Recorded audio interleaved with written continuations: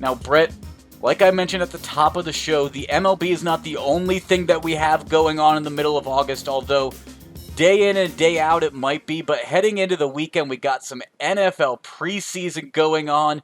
We both dipped our toes in the water last week. You had a great start to your NFL season. What are we looking at this week? Higgins, I'm looking at 2 Saturday games. One of them actually involves my New York Jets. They're taking on the Green Bay Packers. The over-under in this one's set at 34. I imagine, Higgins, it's set there because maybe we anticipate Zach Wilson getting a few more snaps in what we will consider the final tune-up game. Probably no one plays in week 3 of the preseason, which is now the final game. But Higgins, on the other side of the field, I'm not banking on seeing Aaron Rodgers ever in the preseason, right? So Absolutely. QB1's out. QB2 injured his shoulder last week, Jordan Love, so he's not playing this week. So I'm looking at QB3, Ben Kirk, former quarterback from Virginia. Might have been on the Falcons practice squad last year, maybe before the Packers. I might know a little bit about him, but that's about it, Higgins. And then they bring back Jake Doliega. I apologize to Jake. I'm sure he's a great quarterback. He works very hard at his craft. I'm unfamiliar with you, Jake, so I will familiarize myself with you on Saturday night. I know you spent a cup of coffee on the Bengals practice squad. I know you've been in Green Bay camp once or twice before this summer with their quarterback troubles. So Higgins, he has some familiarity with the offense, but I've watched the Jets play offense my whole life. I've seen third and fourth string quarterbacks in this league my whole life. This is going to be a low-scoring football game, my friend. So just taking the unders like you did last week. I like it. And I think it's already a win for the Jets at the sportsbook, considering you get to say that you were favorites over the Packers this season. I mean, just shows the impact that Zach Wilson's having on the New York Jets right out of the gate. That's one take. But I'll find myself on another game too, Higgins. Again, similar situation. QB1 in Dallas. Not going to play in this one. Dak Prescott recovering from the shoulder and the ankle and all of it. So he's out. Hopefully QB1 in Houston. I don't even know if you want to say that. The FBI is involved now, but Deshaun Watson's not playing. My guess is Tyrod Taylor doesn't play very much. He doesn't really need it. And, Davis Mills versus Ben DiNucci. Does that do anything for you, Higgins? I would say not. I would say no. Well, I'm going to go under 37.5 in this one, too. Maybe Garrett Gilbert does something for you, no? No. I'm just happy that Tyrod Taylor found another team away from the Chargers medical staff. Brett, I am going to find myself putting together a preseason parlay, though, and it's got some interesting Higgins reasoning, as always. So, the Baltimore Ravens got the win against the New Orleans Saints in week 1 of the NFL preseason, meaning that if the Ravens win this week, they tie the record for most consecutive exhibition victories in the NFL's history at 18. The Baltimore Ravens have not lost a preseason game since 2016. But the Ravens are minus 170 at the money line. And that's what this stat's about, is the money line. So I'm not trusting a spread in this scenario. So I saw the minus 170. That's too deep for me to take it independently. So I'm looking for parlay partners. And guess what? The Cowboys are minus 200. So I'm looking. They're playing the Carolina Panthers. There is some caution. They're playing the Texans. Sorry. The Ravens are playing the Panthers. The Dallas Cowboys are playing the Texans. I mistake myself there. You're right. The Cowboys minus 200, though. And guess what other coach has extreme success in the preseason? Mike McCarthy.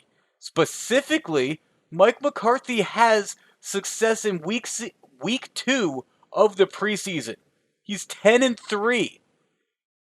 John Harbaugh's 9-3 in week 2 of the preseason. I'm combining these two, throw them together for a why not parlay at plus 138. Honestly, I brought up Carolina mistakenly against Dallas because that's my main worry. Is Carolina with PJ Walker. If you saw how he played in the XFL, if you saw how Brett and I talked about him when he was in the XFL, if you saw him play last week with the Carolina Panthers, you should know that he is a legitimate threat for that quarterback position. And so that's my only concern with this parlay, to be honest, Brett. Yeah, I mean, I'll just be honest because that's my role here, Do it. right? Just Do be it. honest.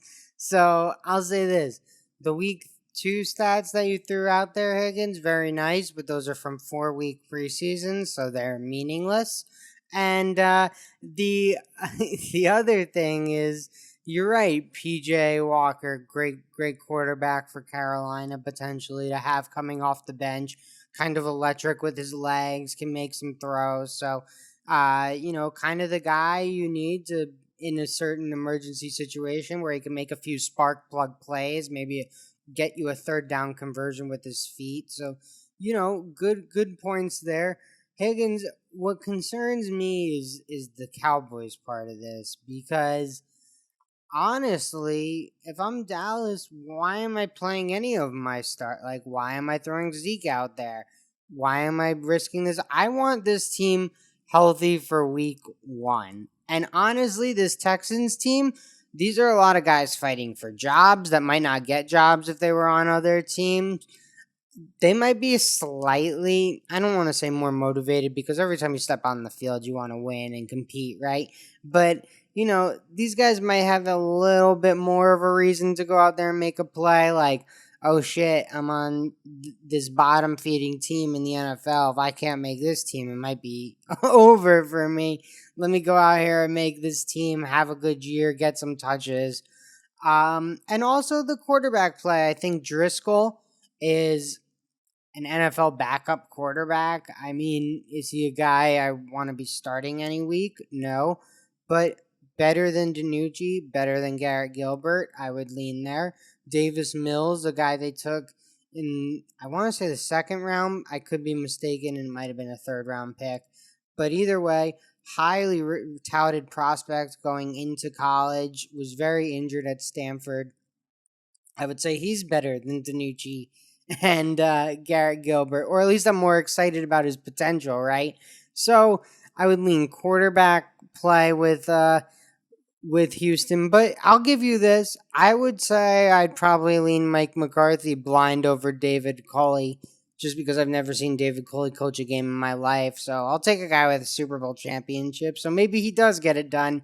You mentioned his week 2 stat, which I called useless, but maybe he's really proud of that week 2 stat, Higgins, and just wants to keep it rolling. Well, I think Mike McCarthy is proud of that week 2 stat because his week 1 he's 6-9. First off, but nice. but he's But proud his of week that. 2 stat he's 10-3. Week 3 he was 7-6, and week 4 he's 5-8. Week 2 in the preseason is the only example that Mike McCarthy has in terms of an evaluating standpoint with wins and losses for the preseason in that argument. I would say you and I look at Houston, though, a little bit differently. You're worried because Houston's a bottom feeding team, so there's a lot more competition and hunger by the guys that might be playing. And that might be true, but I look at them as Houston's the bottom feeding team, the team that, if you look at it, they're the betting favorite to finish with the worst record in the NFL this season right now. A large part of that has to do with the question marks surrounding Deshaun Watson at quarterback, obviously, but it's also because the roster problems extend way beyond that quarterback spot. I mean, Houston has a bad roster, Brett. They are a bad team, and we know this going into the season. So I'm not expecting them to play well. I don't expect them to even play well in the preseason. So I'm taking this parlay.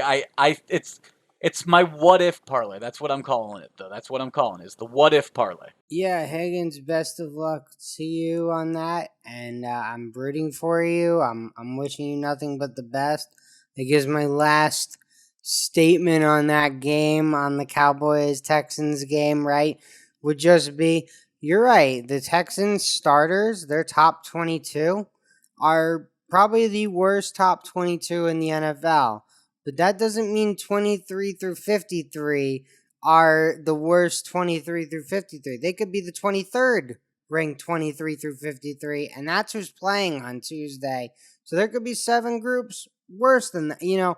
I don't know where their secondary groups rank compared to other teams' drop offs, but their drop off's going to be much less. Any given Sunday, or in this case, Saturday. In this case, Saturday. So we'll see. We'll have to wait and see. It'll be an interesting game.